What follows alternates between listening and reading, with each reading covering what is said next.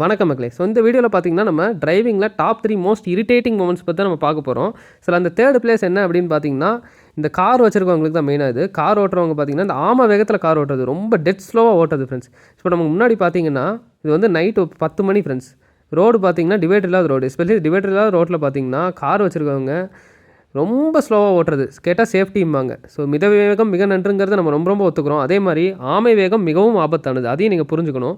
So இந்த முன்னாடி இந்த டெம்போக்கு முன்னாடி பாருங்கள், ஒரு பலினோ 20 ஓட்டிகிட்ருக்கார் ஃப்ரெண்ட்ஸ். ஸோ அதை ஓவர்டேக் எடுக்கிற இந்த டெம்போ எவ்வளோ கஷ்டப்படுதுன்னு பாருங்கள். ரைட்டில் ஏறி போய் அவ்வளோ கஷ்டம்.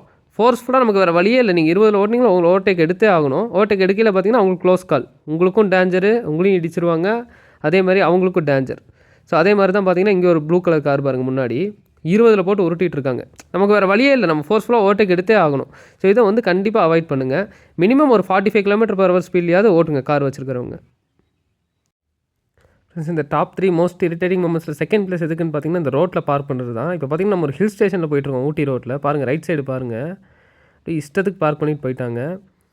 ஸோ பஸ்ஸும் போக முடியல, நம்மளும் போக முடியல. கிட்டத்தட்ட 10 minutes டிராஃபிக்குங்க. ஸோ ஹில்ஸ்லேயே இந்த நிலமைனா பிளேன்ஸில் நினச்சி பாருங்கள் எவ்வளோ கஷ்டம்னு. ஸோ பார்த்தீங்கன்னா லெஃப்ட் சைடு ரைட் சைடு எல்லா சைடும் ஏதோ கடையை பாட்டு அப்படியே ரோடு மேலேயே நிறுத்திடணும். ஆக்சுவலாக ரூல்ஸ் படி பார்த்திங்கன்னா இந்த ஒயிட் லைனுக்கு கீழே இறங்கி நிறுத்தணுங்க. அதுதான் பார்த்திங்கன்னா ரூல்ஸு. அது யாருமே ஃபாலோ பண்ணுறது கிடையாது. சிட்டிலேயும் இதே நிலமை தான், ஹைவே எல்லா இடத்துலையும் இதாங்க.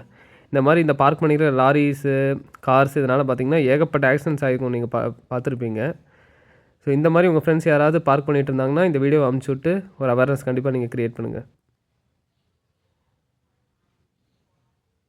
ஃப்ரெண்ட்ஸ், இந்த டாப் 3 மோஸ்ட் இரிட்டேட்டிங் மொமெண்ட்டில் இந்த ஃபஸ்ட் பிளேஸ் எதுக்குன்னு பார்த்தீங்கன்னா இந்த டூ வீலர்ஸ் நேஷனல் ஹைவேல டூ வீலர் ரைட் சைடில் ஓட்டுறது. இப்போ பார்த்தீங்கன்னா ரைட் சைடில் பாருங்கள், நம்ம 100ல் போகிறோம். இந்த ஸ்பீட் லிமிட் இந்த ரோட்டில் 100 தான் நம்ம போகிறோம். ஆனால் பார்த்தீங்கன்னா ரைட்டில் 30-40 ஸ்பீடில் பார்த்தீங்கன்னா உருட்டிகிட்டு இருக்காங்க. இப்போ பாருங்கள், இந்த ஜீப் 100ல் போகுது, நான் வழியே விடாமல் அந்த டூ வீலர் பாருங்கள் ரைட்டில் போயிட்டுருக்காரு.